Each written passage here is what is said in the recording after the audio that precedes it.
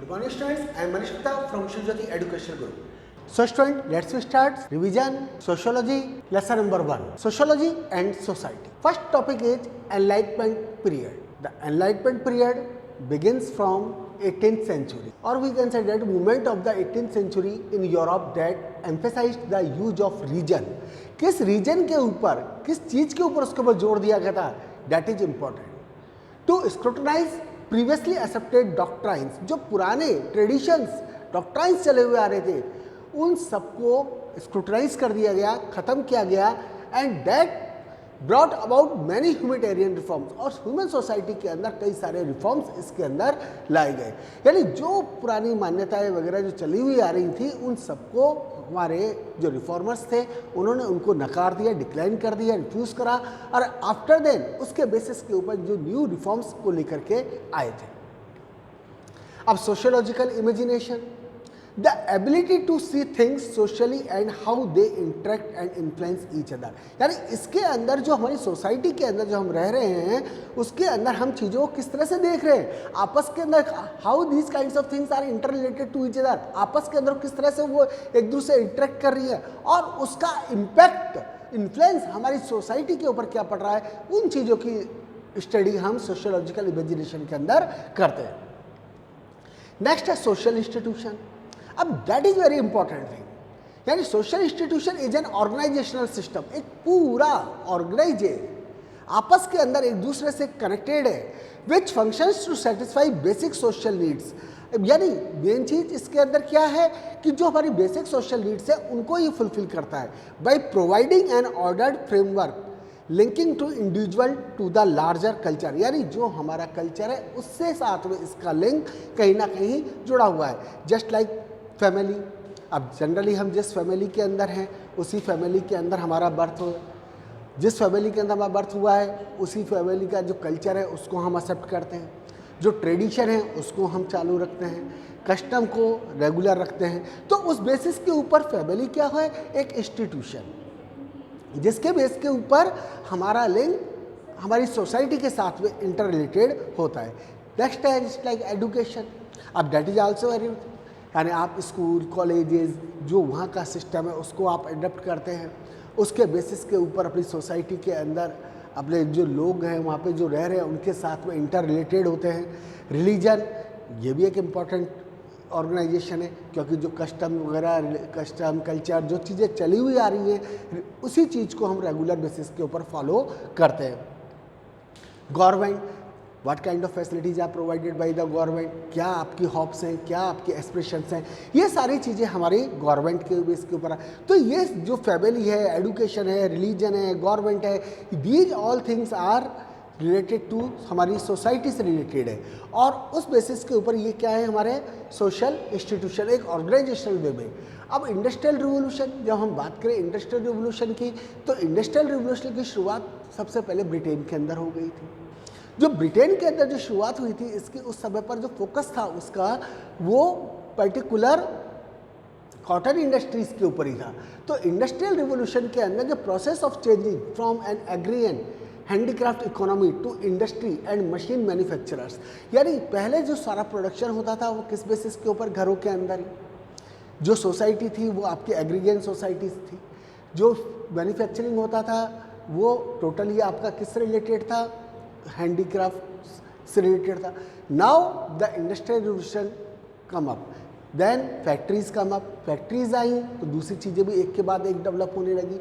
यानी जो प्रोडक्शन पहले पर्टिकुलर अलग अलग जगहों के ऊपर हुआ करता था, जस्ट लाइक जैसे we took the example cotton का, कहीं पर है जो थ्रेडिंग किया जाता था, कहीं पे गाइनिंग होता था, कहीं पे कलरिंग होता था.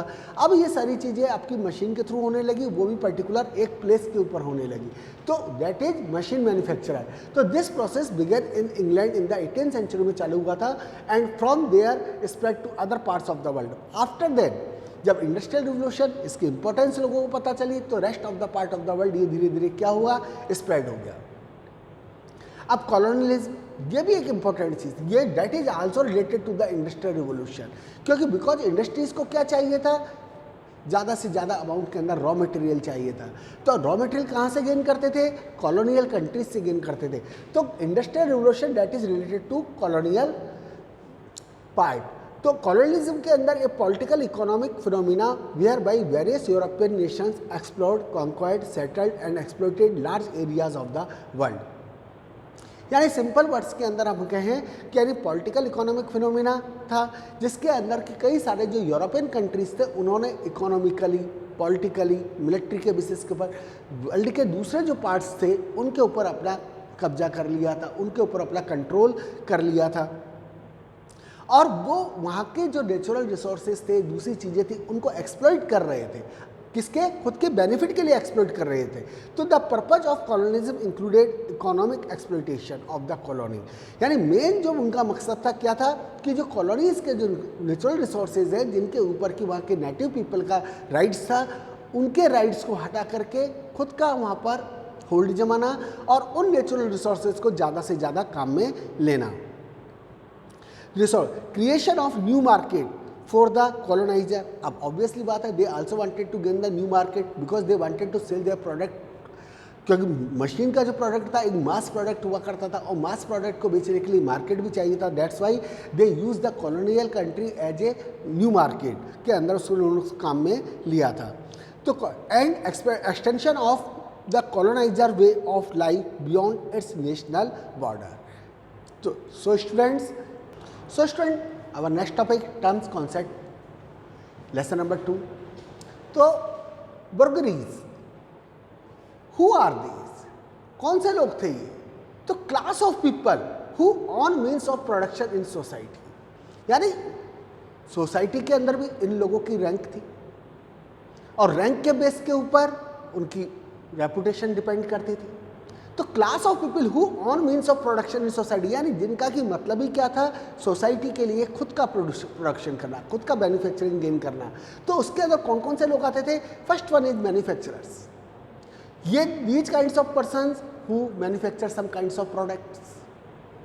अब इनका जो प्रोडक्शन होता था मास प्रोडक्शन होता था, पूरी सोसाइटी के लिए प्रोड्यूस किया करते थे। अब ऑब्वियसली बात है, जब पर्टिकुलर प्रोडक्शन एक सोसाइटी के लिए था तो they wanted to sell their product to the other countries, तो वहाँ पर भी उसको लिया जाता था। नेक्स्ट आता है हमारा कैपिटलिस्ट। अब कैपिटलिस्ट के अंदर this one is the form of the economy, यानी इसके अंदर प्राइवेटाइजेशन को बहुत ज़्यादा बढ़ावा दिया जाता है।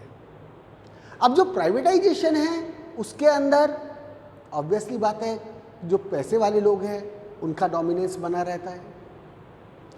They wanted to establish more and more industries, और उसका जो बेनिफिट होता है वो खुद ही पूरा गेन करते हैं।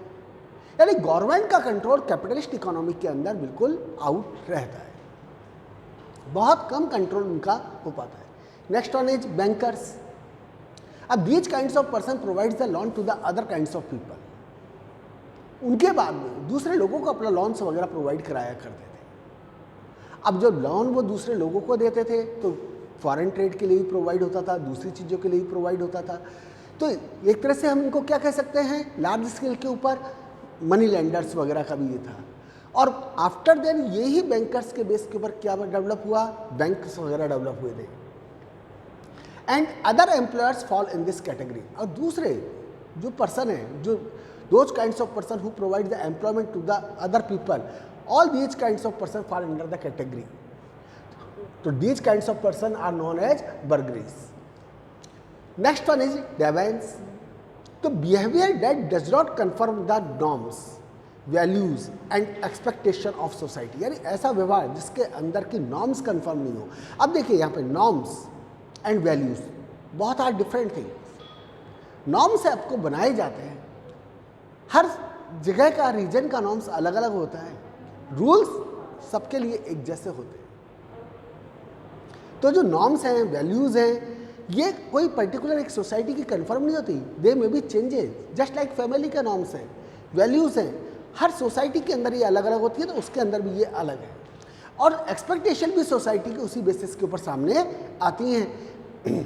तो लाइफ चांसेस। अब मैक्स वेबर जो कि बहुत बड़े सोशियोलॉजिस्ट थे, उन्होंने बताया कि max weber gave this team to denote the opportunities and individuals has to upgrade his or her quality of life। यानी उसने क्या बताया उन्होंने कि जो मैक्स वेबर ने जो अपॉर्चुनिटीज़ हमारी लाइफ के अंदर इंडिविजुअल पर्सन को प्रोवाइड की जाती है, जिससे कि हम हमारी लाइफ का स्टैंडर्ड को, लिविंग स्टैंडर्ड को, लाइफ चांसेस को हम अपग्रेड करते हैं, आगे बढ़ाते हैं, ऊपर उठाते हैं, वो चीज़ें हैं जो क्या बोलते हैं लाइफ चांसेस के अंदर आती हैं। अब इसके अंदर आपकी हेल्थ है, उसके बेस के ऊपर भी आप अपनी लाइफ एक्सपेक्टेंसी को आगे बढ़ाते हैं। इकोनॉमिक सिस्टम है, उसके बेस के ऊपर आप अपनी लिविंग स्टैंडर्ड को आप ऊपर उठाते हैं।